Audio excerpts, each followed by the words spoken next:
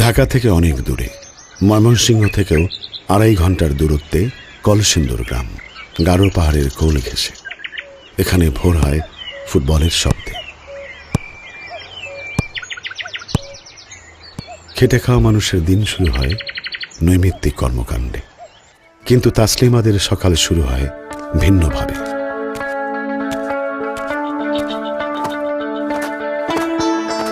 Class 7-8-এ পড়া তাসলিমা, মারিয়া, সানজিদারা এগিয়ে যেতে থাকে তাদের স্বপ্নের পথে।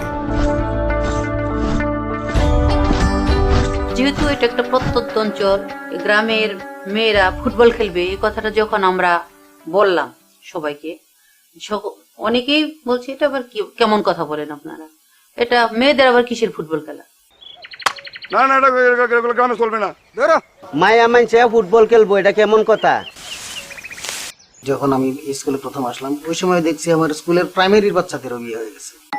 মফিজ স্যার ওই স্কুলের বড় আপার আশঙ্কা ভুল প্রমাণিত হয়। 1-2 করে মেয়ে চলে আসে, তৈরি হতে থাকে ফুটবল দল। তখন এক ক্লাসের সাথে আর এক ক্লাসের খেলা গেছে, ওই ক্লাস এভাবে বাছাই করতে আমি 20-30 জন খেলোয়াড় বাছাই করে পরে প্র্যাকটিসে নামছি। শুরুর দিকে হজবরল, পুরো টিম ম্যানেজার, কোনো প্রফেশনাল প্রশিক্ষণ নেই। তারপরও থেমে থাকে না তারা।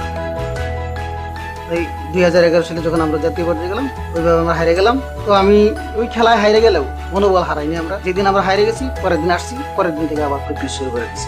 এরপর প্র্যাকটিস বুঝে শুনে এলাকার তরুণ রাজীব ঢাকায় এসে ফুটবল ট্রেনিংয়ের ভিডিও নেট থেকে নামিয়ে নিয়ে যায়।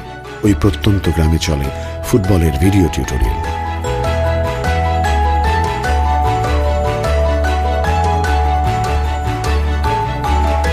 ঢাকায় শুরু হয় বঙ্গমাতা ফজিলাতুন্নেসা স্মৃতি গোল্ড কাপের 3য় আসর। প্রথম 2 আসরে হেরে গিয়েছিল তারা। এবার কি পারবে তারা পরাজয়ের বৃত্ত ভাঙতে? খেলা শুরুর প্রথম দিকেই এবং কোনো কিছু বুঝে ওঠা নাই, তো আমার মেয়েরা মনোবল নষ্ট হয়ে গেল। তো ওরা একটু মানে মানসিকভাবে বিপর্যস্ত হয়ে গেল। এভাবে রচনা করে তাদের প্রতিপক্ষকে ঘায়েল করতে সক্ষম এবং গোল।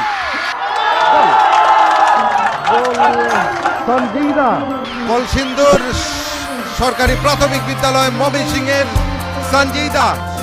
আনন্দ লাগছে। দাঁড়িয়ে আছেন, তাকে পরাস্ত করতে হবে এবং গোল! গোল করলেন! 2-1 গোলে এগিয়ে কলসিন্দুর সরকারি প্রাথমিক বিদ্যালয় ধোবারা। আমার কাছে দেখে কাজল সরকার কলম্বিয়ান হিগুয়েটের কথা মনে পড়লো, যিনি গোলরক্ষক। কলসিন্দুর আক্রমণে আবারও বহু আক্রমণ দিয়ে আমরা গোল! আবারও গোল হলো ধোবারা। আমি বলবো শেষ পর্বে এসে এত দ্বিতীয় ধাপটি যারা অনেকটা এবং আরো একটি গোল, কিন্তু 4-1।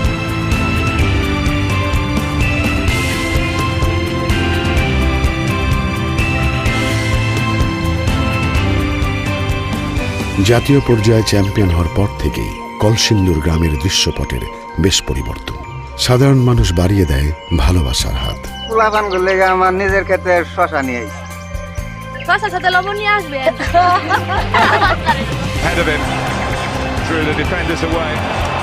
প্রস্তুতি চলতে থাকে আন্তর্জাতিক পর্যায়ে খেলার যোগ্য হয়ে ওঠার, আর দেশের ভেতরে তারা জিতে চলে একের পর এক টুর্নামেন্ট।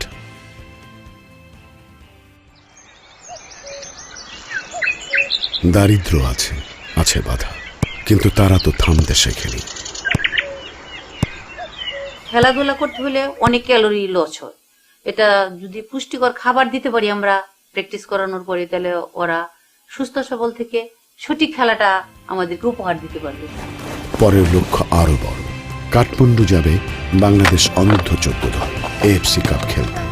জাতীয় দলের 10 জন খেলোয়াড়ই এই কলসিন্দুর গ্রামের, মফিজ স্যারের শিষ্য।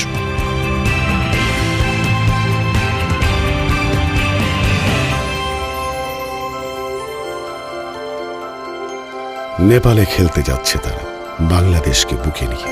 সারা গ্রামের গর্বের সীমা নেই। কাঠমান্ডুতে AFC কাপ শুরু হয়। ভুটানকে তারা দেয় 16 গোল, ভুটান দিতে পারেনি 1 গোল। ভারতের সঙ্গে ড্র। যে ইরানকে বাংলাদেশ ফুটবলে কখনো হারাতে পারে না, তাদেরও হারিয়ে দেয় এই মেয়েরা 2 গোলে।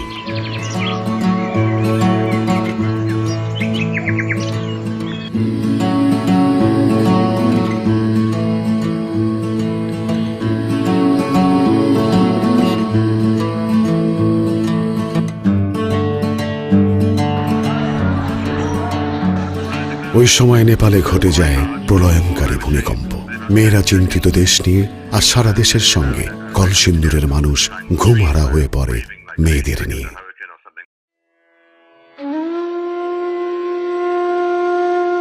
তখন আমরা অনেক কান্নাকাটি করবো যে আমরা এখানে আসছি এরকম দুর্ঘটনায়, আমরা যেন এখানে না মরে আমরা বাংলাদেশে মায়ের কুলে গিয়ে মরতে পারি। এখানে যখন ভূমিকম্প হয়েছে বাসায় না কি হয়েছে তখন আমরা তো জানি না। বিশেষ বিমানে ফিরে আসে অনূর্ধ্ব 14 দলটি। বন্দরে অবতরণ করে। ফুটবল দলের সদস্যরা পরে সাংবাদিকদের কাছে নেপালে ভূমিকম্পের ভয়াবহতা তুলে ধরেন। এএফসি অনূর্ধ্ব 14 গার্লস রিজিওনাল চ্যাম্পিয়নশিপের ফাইনালে উঠলেও ভূমিকম্পের কারণে নেপালের সঙ্গে ফাইনাল ম্যাচটি স্থগিত করা হয়।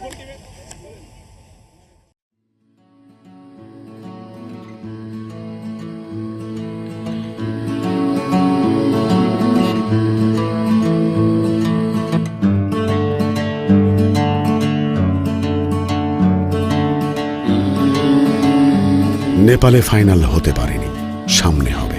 তারই প্রস্তুতি নিয়ে চলছে বদলে যাওয়া অজপাড়াগার একদল মেয়ে।